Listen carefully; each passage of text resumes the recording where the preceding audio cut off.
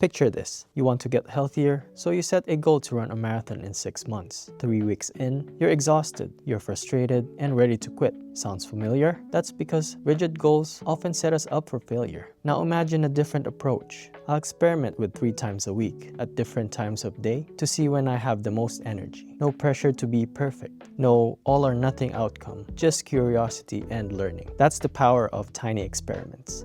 Today we're diving into Anne-Laure Le Cunff's Tiny Experiment, a book that flips traditional goal setting on its head. Instead of forcing yourself down to predetermined paths, you'll learn how to approach life like a scientist. Test small ideas, observe what happens, and adjust based on real feedbacks. Whether you're trying to build better habits, make career decisions, or figure out what actually works for your life, this framework will give you permission to explore without pressure of perfection. Let's break down how tiny experiments can transform the way we grow, learn, and make decisions. Hi, my name is Clyde and I'm a full-time night shift nurse, and I've gained more than 10 years of experience working with patients needing urgent care, but mostly with elderly patients and some other mental health issues. And in this video, we will break down the core concepts of the book Tiny Experiments by Anne-Laure and how we can apply its concepts to our regular daily life. Whether you're a fellow nurse, student, spouse, or just a regular employee with a 9-to-5 job, this one is for you. Tiny Experiments offers an alternative to traditional goal setting. Author Anne-Laure Le Cunff, a neuroscientist and entrepreneur, argues that rigid goals trap us to narrow thinking. Instead, she advocates for living like a scientist. Run small experiments, observe what happens, and adjust based on what you learn. The book centers on approaching life with systematic curiosity rather than fixed outcomes.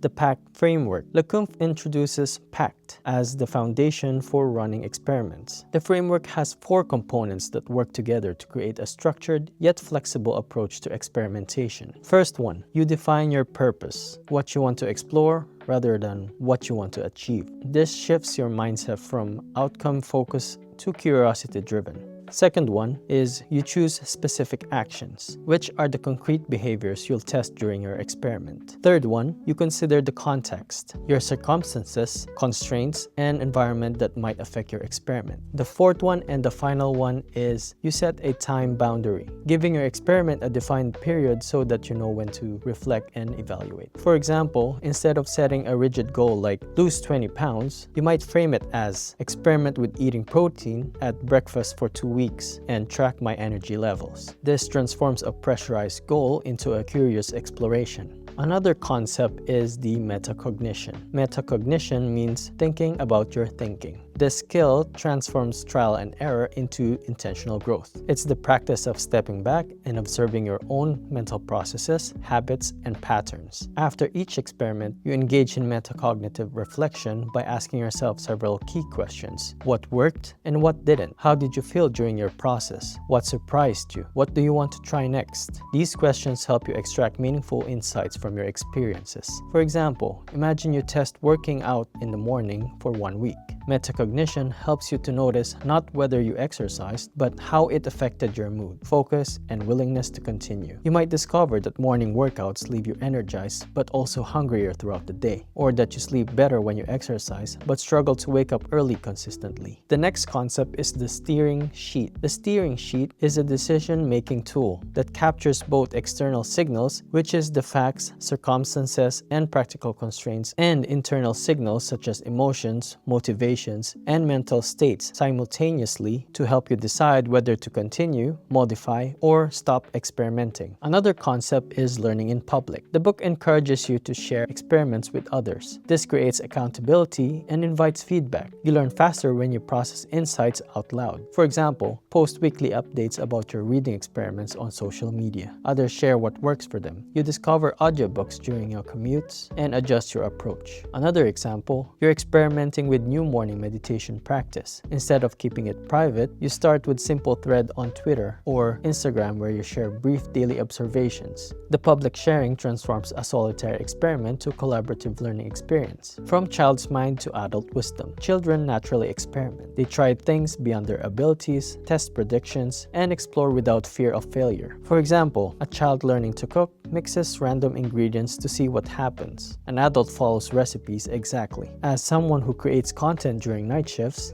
I've discovered that the quiet hours between midnight and dawn offer a unique creative environment that daylight rarely provides. There's something about the world sleeping while you work, the absence of notifications, the stillness, the way your mind enters a different state when everyone is dreaming. My own tiny experiment begins simply like this. For 2 weeks, I tracked when my best ideas emerged and which type of content felt easiest to produce at different times during the night shift. The real revelation came from observing my energy patterns rather than fighting them. Instead of forcing myself to follow a rigid content calendar designed for 9-to-5 creators, I leaned into my natural nocturnal rhythm. I scheduled my most demanding creative work during my peak night hours and saved lighter tasks like editing or research for slower periods. What emerged wasn't just better content, it was a sustainable creative practice that worked with my life rather than against it. This experiment taught me that creativity isn't about willpower or discipline alone. It's about understanding your unique constraints and rhythms. Then design experiments that reveal what actually works for you. The night shift isn't a limitation, simply a different context that requires different strategies. By treating it as an experiment rather than an obstacle, I transformed what many see as a challenge into my creative advantage. Goals create pressure and binary outcomes, like success or failure. Experiments create learning and continuous improvement. When an experiment doesn't work, you gain data. When a goal fails, you feel defeated. Stop chasing perfect plans. Start running small tests. Life is not linear, so your approach shouldn't be either. Tiny experiments give you permission to explore, tools to reflect, and frameworks to turn your curiosity into meaningful progress.